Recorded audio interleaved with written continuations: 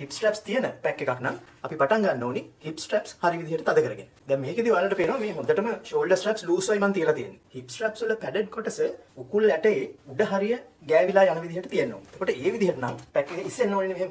ඒ විදිහට තියාගෙන අපි hip strap එකේ buckle එක දානවා. දාලා දැන් පේනවා loose. දැන් අපි මේක තද කරගන්න ඕනේ. දැන් මම දාලා තියෙන බර ප්‍රමාණය හැටියට මේ ගාන ඕකේ කියලා තමයි හිතෙන්නේ. අපි පටන් ගන්න තියෙන්නේ shoulder straps loose වලම තියලානේ. මේ වගේ ගොඩාක් loose නේ. ඊට පස්සේ shoulder straps වල මේ ඉතුරු කොටසෙන් අල්ලලා මෙහෙම අපිට ගැලපෙන ගානට තද කරගන්න. ඒ තද කරගන්නේ මේ shoulder strap එක උරහිසට කිඳා බහින්න තරම් තද නොවෙන්න ඕනි.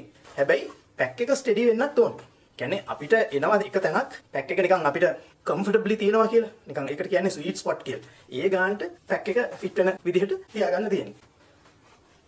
මේ බරේ හැටියට පැක් එක දැන් fit වෙලා වගේ තේරෙනවා. ඒ movement එක පහසු වෙන්න ඕනි.